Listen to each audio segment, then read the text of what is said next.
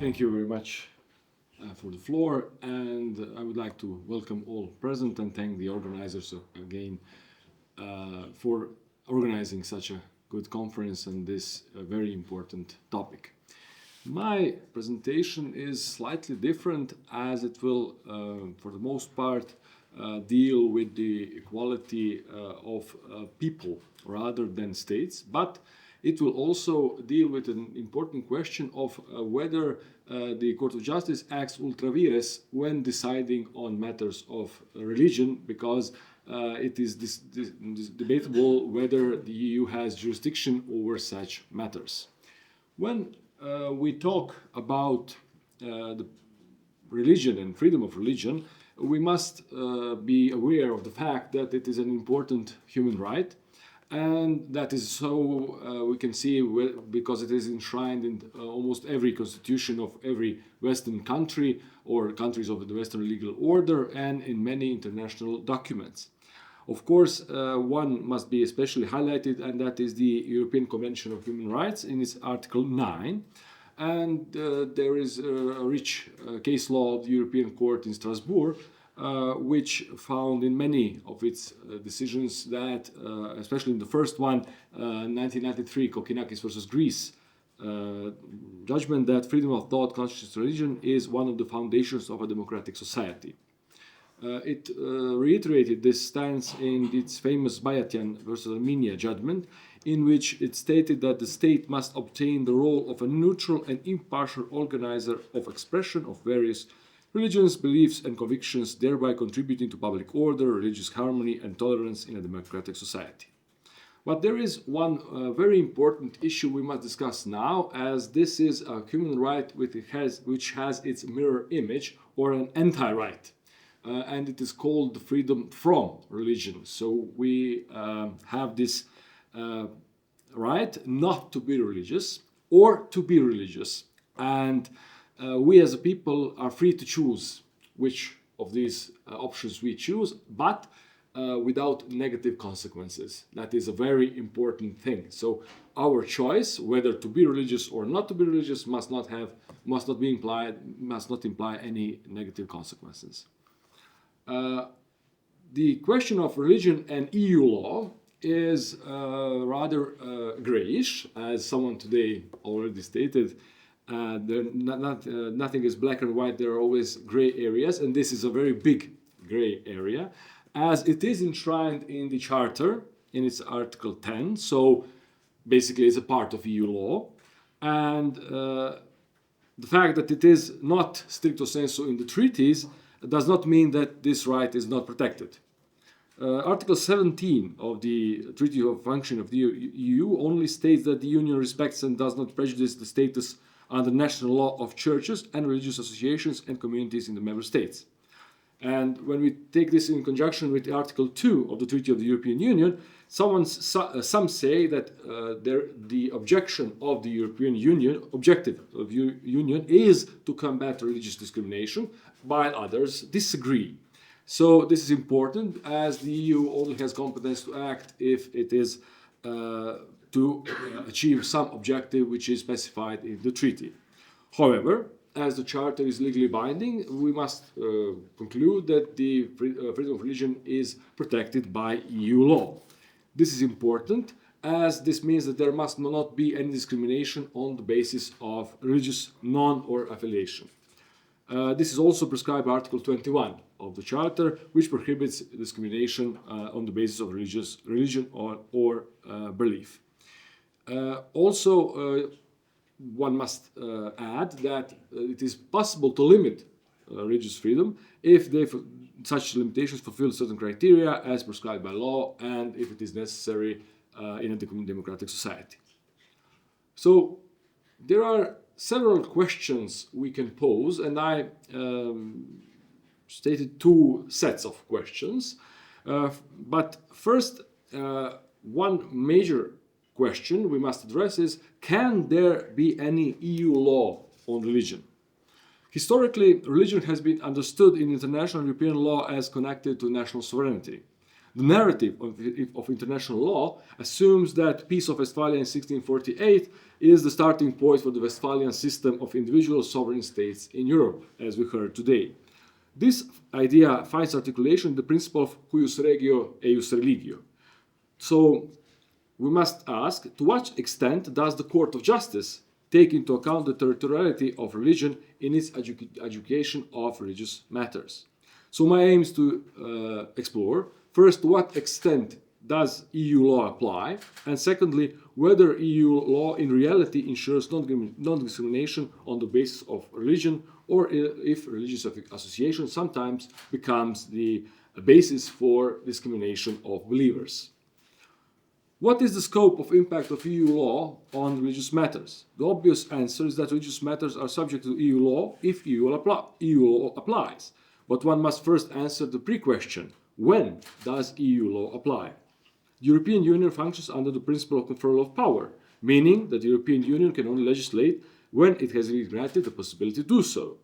So, from the outset, it is clear that the Union does not have the competence to decide on the relationship between member states and religious communities. For example, the European Union cannot ban a member state to sign a concordat with the Holy See, or whether the member state should abide strict secularism, or whether it should have a national state church or some other form of church-state relations. But when does the EU law apply, and what can the EU regulate? So the case law of the court says the answer: EU law applies to national measures when those national measures impact one of the achievement of EU law objectives, in particular functioning of the internal market and the areas of freedom, security and justice. So the other set of questions is linked with individuals and usually the employer-employee relation. So when can religious employers discriminate against non-adherents? Can the church discriminate against non-Christians in the appointment of clergy? Can an Islamic school dismiss teachers who do not observe the core principles of the Islamic faith? Can a Christian hospital refuse to employ qualified doctors who are not members of the church? Member states think differently about such questions. Of course, obviously, there can be opposite questions. When can employers discriminate against believers? When can the authorities demand that religious affiliation remains non-disclosed to others? There is also the question of religious minorities, with regard to whom the court stated that the EU's duty to respect and not prejudice the status under the national law of churches and religious associations and communities in member states. But that does not exempt any religious matter from the operation of EU law, including non-discrimination law. When we look at the case law of the court, we can see that it has developed in the last 10 or so years. It's a body of case law, religious to religious matters, spawning to very different areas, as you can see on the slide. The legal rules in the member states concerning religion must conform with the norms established by the Union law, be it non-discrimination law, data protection, or state aid. This is a break with the nation state as the locus of religion, although more a chip than a crack. And the extent of this development has yet to be decided. The court has not, in its adjudication of religious freedom and equality, awarded the member states with a similar margin of discretion as has its pendant in Strasbourg done. The Strasbourg court gave a much wider margin of appreciation to states with regard to religious questions. Rather, the Court of Justice seems adamant that its role is to interpret EU law in order to maintain supremacy, unity, and effectiveness of Union law, which is by itself a problem when talking about member states and their sovereign rights. It is argued that religious affairs are matters of EU law if EU law applies. Thus, religious issues are not outside of scope of the EU law because of their religiousness. This was settled in the 1980s in Steinman and has been confirmed in subsequent case law. This means that the Court of Justice does not account for territoriality of religion as established by the Westphalian system. As said earlier, the text of Article 17 of the Treaty of Functioning of the European Union states, The European Union respects and does not prejudice the status under national law of churches and religious associations and communities in the member states. Some find that Article 17 of the dictates that religious issues are outside of scope of union law. However, the court does not agree, and it interpreted the Article 17 not as a prohibition for union law to affect or impact the member states in their relationship with churches and religious communities, and therefore its decisions on the matter are not ultra vires cases. When we look at the case law, it ruled on many cases which can be used to show its position toward religious freedom. And in this connection, we must mention this directive on establishing a general framework for equal treatment in employment and occupation, as its Article 2 guarantees the principle of equal treatment, prohibition of direct and indirect discrimination in cases against employers. Namely, if they ban visible signs of their employees' political, philosophical, or religious beliefs, the court created its interpretation of protection of freedom of religion in the context of employees' rights. The first case that was which I want to emphasize, as it is very important, is Eggenberger, in which the court established that religious equality, enshrined in Article 21 of the Charter, serves as a general principle of union law with mandatory effect. Therefore, the court emphasizes the importance of the negative aspect of religious equality, that is, to be treated equally irrespective of a lack of faith or religious association. This judgment has suffered strong criticism for being ultra vires, as many thought that the status of churches and other religious associations is indeed within the competence and only within the competence of member states. In this case, the issue was the scope of Article 4, paragraph 2 with connection to Article 4, paragraph 1, the directive, which allows exemption from these non-discrimination rules for churches, and the court narrowed this scope only to cases in which discrimination against non-adherents is allowed only when sharing the employer's religious ethos is strictly necessary for the performance of function, for example, involving teaching or promoting religious beliefs. Also, it should be mentioned that derogations from EU non-discrimination law caused by prior international agreements with the Holy See are not allowed to be permanent.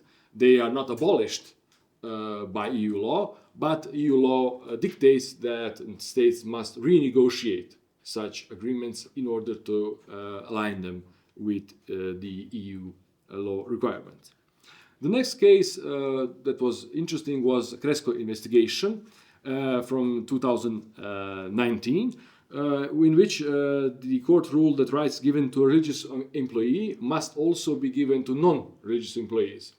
This was the case in Germany, and which federal law dictates that members of specific churches which are stipulated in the law have the right not to work on Good Friday or be given extra pay if they are obliged to work on that day.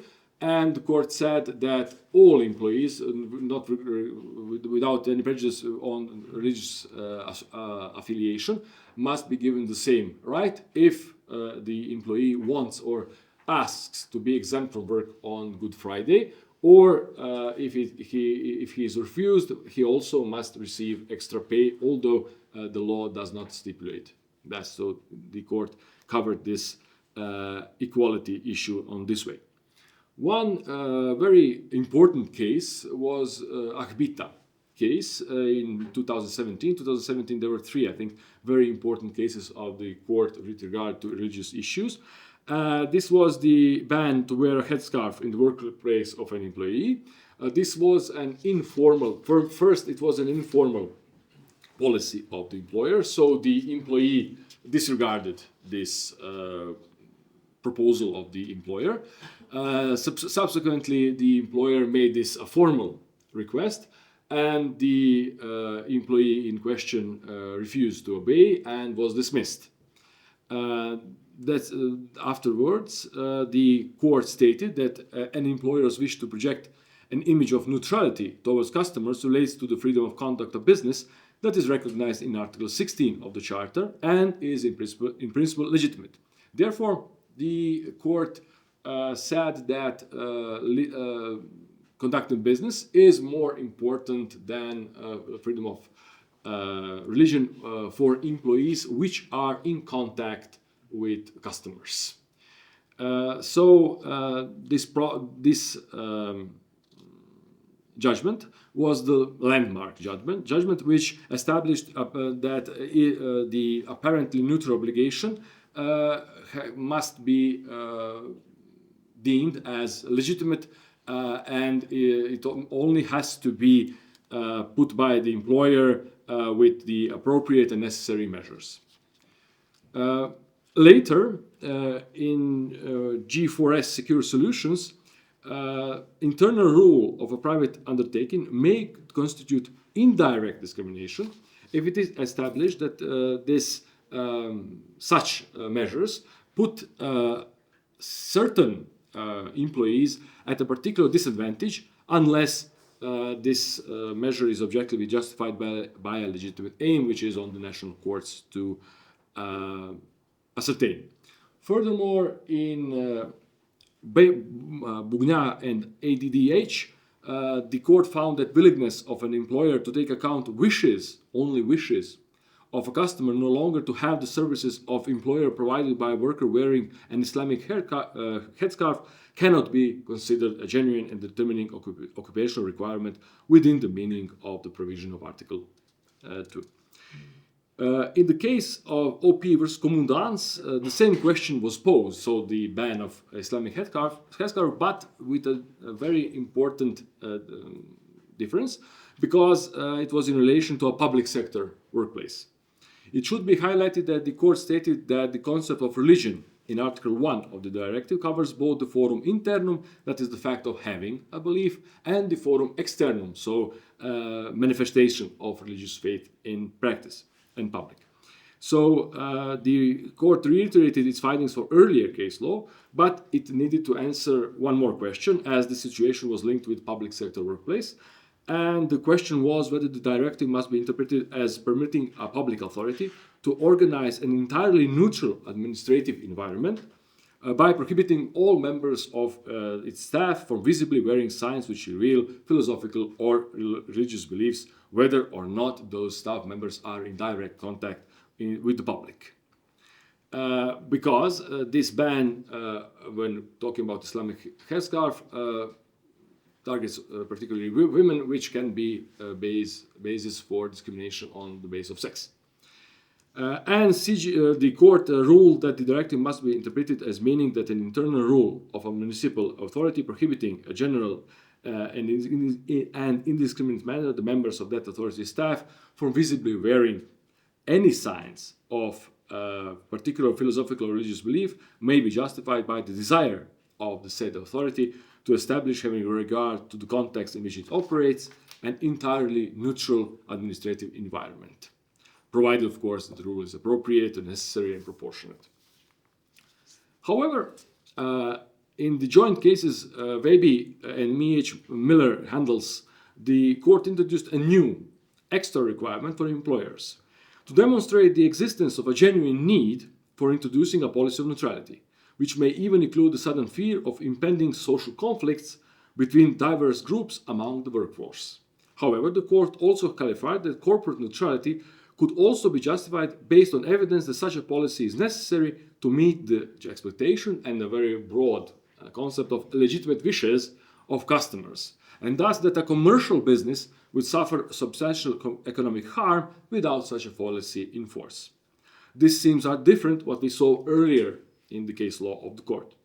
This is why one can say that these judgments seemingly de facto conferred on neutrality policies a presumption of legitimacy even stronger than established in Akbita in 2017. But the court also stated that national provisions protecting freedom of thought, belief, and religion may be taken into account as provisions more favorable for the protection of the principle of equal treatment than the directive. So one question remained: does the court invite religious believers to make more arguments based on state legislation rather on EU anti-discrimination law in their employment complaints? However, subsequently, in LF versus SCRA, the court added that state provisions distinguishing between religion and belief as two separate grounds for discrimination do not qualify as more favorable position for employees. Therefore, the court prioritized once again a business's own self-perception and understanding of what it means to be neutral over proportionality.